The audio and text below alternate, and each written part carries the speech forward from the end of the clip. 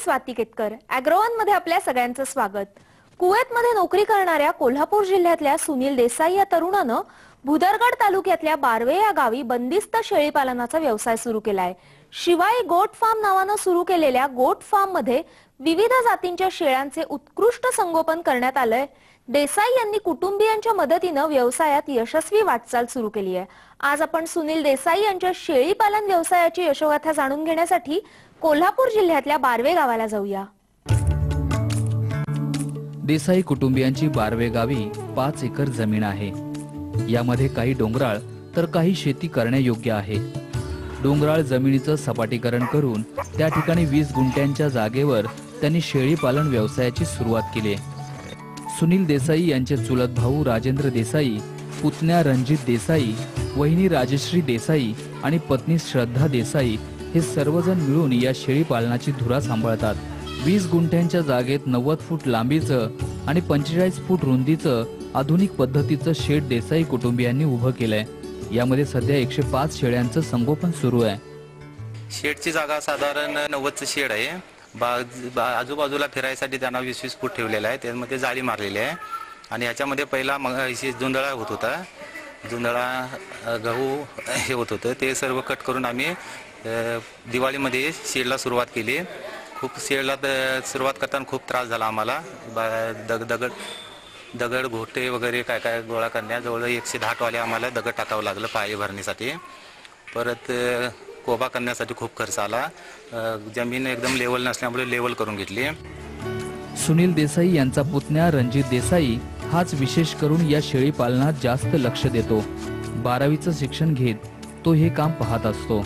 आज त्यांच्याकडे विविध प्रकारच्या शेळ्यांचं संगोपन केलं जात आहे. यामध्ये बिटाल, उस्मानाबादी, सिरोही, जमनापारी, आफ्रिकन बोर, बार्बरी, मालवारी अशा विविध जातींच्या शेळ्यांचं संगोपन केलं जातं. आमच्याकडे 10 प्रकारच्या शेळ्यांच्या जाती इथं आमच्या शेडमध्ये उपलब्ध आहेत. त्यामध्ये बिटेल, उस्मानाबादी, Sirohi, Jamnapari, सुजोत, पतिरा, तोतापारी, African bore, barberry, Kota, Malwa या जातीच्या शेळ्या इथं आमच्या शेडमध्ये उपलब्ध आहेत. सकाळी 6 वाजल्यापासून गोठ्यातील कामकाजाची सुरुवात होते. कामगारांच्या मदतीनं गोठ्याची स्वच्छता करून झाल्यानंतर 8:30 वाजता शेळ्यांना खुराक आणि पाणी देण्याचं नियोजन केलं जातं. दुपारी शेळ्यांनी विश्रांती घेतल्यानंतर पुन्हा संध्याकाळी 4 नंतर अशाच प्रकारे चारा आणि पाण्याचं व्यवस्थापन केलं जातं. शेडची स्वच्छता सकाळी 6:30 वाजता चालू होते.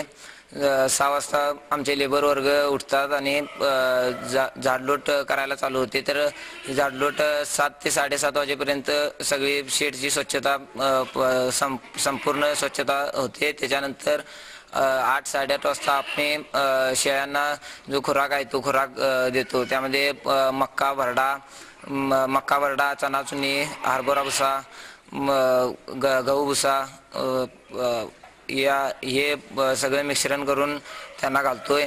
त्याच्यानंतर 10 ते 11 वाजता परत वाळला चारा म्हणजे त्यात हरभरा भुसा आणि ह्याचा आपला तुरीचा भुसा घालून दिवसभर त्यांना हे करतोय.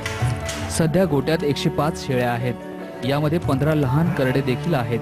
1 ते 1.5 महिन्यांच्या गाभण शेळ्या आणून त्यांचं आणखी 2 ते 3 महिने संगोपन करून त्यांची विक्री केली जाते. त्याचबरोबर 8 ते 9 महिने वयाच्या नरांची खरेदी करून त्यांचेही योग्य संगोपन केल्यानंतर ते पैदाशीसाठी विकले जातात. आतापर्यंत नर मादी मिळून 45 नरांची त्यांनी विक्री केली आहे. विक्रीचं सर्व नियोजन सुनील देसाई फोन आणि ऑनलाईनच्या माध्यमातून करतात. एकूण आता 105 शेळ्या आहेत. त्यामध्ये 15 पिल्ले आहेत. तसेच बाकीच्या सगळ्या आता शेळ्या आणि मेल आणि फिमेल आहेत. यामध्ये आता 7 ते 8 गाभण आहेत. याच्या पाठीमागं गाभण 25 शेळ्या गाभण होत्या. त्या विकून आता त्यामध्ये जवळजवळ 45 शेळ्या विकल्या. त्यामध्ये 5 लाखाचा लॉट आम्ही विकला. जरी आता हे आधुनिक बंदिस्त शेळीपालन असले तरी पण आम्ही आठवड्यातून 2 ते 3 वेळा या सगळ्या शेळ्यांना वरती जंगलामध्ये चरण्यासाठी सोडतोय. त्यामुळे त्यांचे पाय हलके होतात. तसेच त्यांचे बाहेरचा पाला खाऊन आरोग्य पण चांगलं राहते.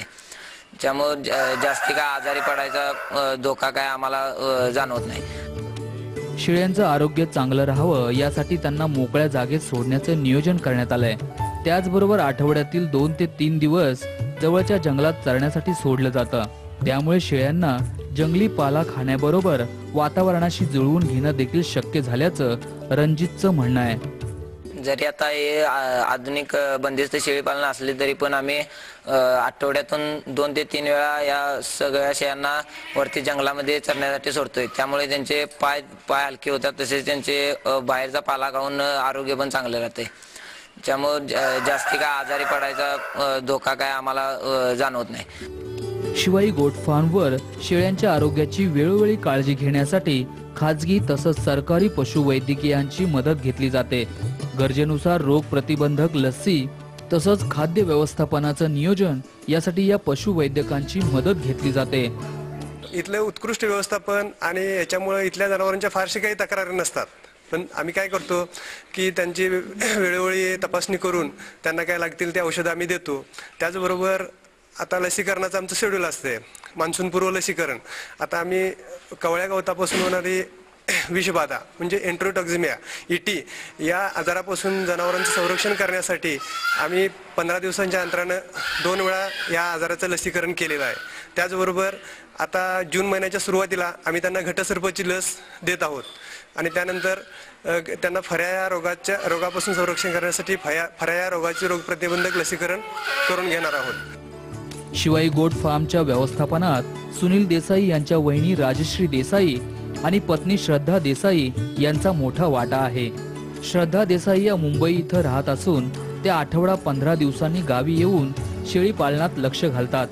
तर राजश्री देसाई या गावीच राहत असल्यानं रणजितला दैनंदिन कामकाजात मदत करतात. शेळीपालन हा बिझनेस पैसा टाकूनच केला जातो असा नाहीये.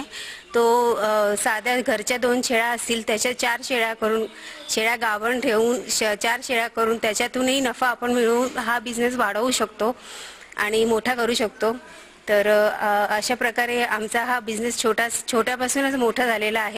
आमच्या घरातल्यांचे सगळ्यांची इतर गावातली मुलं आहेत ती सगळी आम्हाला खूप आणि इकडचे आमदार त्यांनी आम्हाला खूप प्रोत्साहन दिलं ह्या शेळीपालनाच्या बिझनेससाठी. तर आम्हाला हा बिझनेस खूप पुढे न्यायचा आहे. आतापर्यंत हा गोट फार्म उभा करण्यासाठी 25 लाख रुपयांचा खर्च देसाई कुटुंबियांना करावा लागलाय. भविष्यात शेळ्यांची संख्या आणखी वाढवण्याचा त्यांचा विचार आहे. तसंच शेळीपालन हा व्यवसाय मोठ्या भांडवलाबरोबर कमीत कमी भांडवलात देखील सुरू करता येत असल्यानं शेतकऱ्यांनी जोडधंदा म्हणून याचा विचार करावा असं श्रद्धा देसाई यांचं मत आहे. सुरुवातीला आम्ही 2 बोकड घेऊन सुरुवात केली. जवळजवळ आम्हाला आतापर्यंत 25 लाखाचा खर्च झाला. त्याच्यामध्ये आम्ही सगळं व्यवस्थित संगोपन करणं, त्याचे शेडचं साफसफाई करणं, त्याचे डॉक्टर अपॉइंट केले ते व्हिजिट करतात 2-2 दिवसांनी. लसीकरण वगैरे व्यवस्थित केले जाते, त्यांची व्यवस्थित निगा राखली जाते शेळ्यांची. आतापर्यंत आमच्याकडे 105 शेळ्या आहेत आणि याच्या पुढे आम्ही हे शेळ्या अजूनही वाढणार, 200 ते 300 पर्यंत करण्याचा प्रयत्न करणार. लागलंच आम्ही पुढे आमची मोठी जागा आहे त्याच्यात अजून एक शेड उभारणी करण्याचा विचार करतोय. सुनील देसाई यांना आतापर्यंतच्या विक्रीतून 5 लाखांचं उत्पन्न हाती आलंय. संपूर्ण खर्च वजा जाऊन नफा मिळण्यासाठी देसाई कुटुंबियांना आणखी काही काळ वाट पाहावी लागणार असली तरी त्यांनी सुरू केलेला शेळीपालन व्यवसाय इथल्या शेतकऱ्यांना प्रेरणादायी ठरणार आहे. त्यासाठीच हा प्रकल्प उभारला असल्याचं मत सुनील देसाई यांनी व्यक्त केलंय. परदेशामध्ये नोकरी करत असताना आपल्या मातीचे घट्ट नाळ जुळलेले आहे. त्यामुळेच मला गावाकडील ओढ, शेतीविषयी आवड तसेच लहानपणापासून मुक्या प्राण्यांवरती प्रेम असल्यामुळे मला आपल्या गावी काहीतरी करण्याची इच्छा होती. त्यामुळेच मी व्यावसायिक पद्धतीने शेळीपालन करण्याचे ठरवले. शेळीपालन करण्याचे ठरवल्यानंतर मी 1 वर्षभर यूट्यूबवरती, सोशल मीडियावरती तसेच या धंद्यामध्ये जे सक्सेस गोट फार्मर्स आहेत त्यांच्याकडून या धंद्यातील खास काळ घ्यावा या धंद्याची पूर्ण माहिती मिळवली.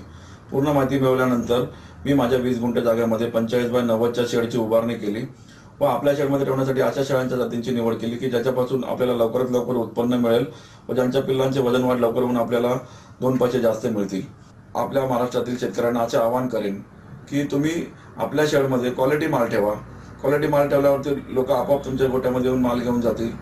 त्यामुळे तुम्हाला बाजारपेठ शोधायची गरज लागणार नाही.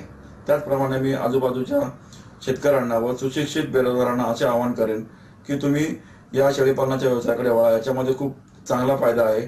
तुम्ही मेहनतीने जर हा धंदा केला तर त्याच्यामध्ये तुम्ही नक्की यशस्वी व्हाल. एकूणच सुनील देसाई यांनी परदेशातील नोकरी सांभाळत कुटुंबियांच्या मदतीनं सुरू केलेल्या शेळीपालन व्यवसायात त्यांचा चांगला जम बसू लागलाय.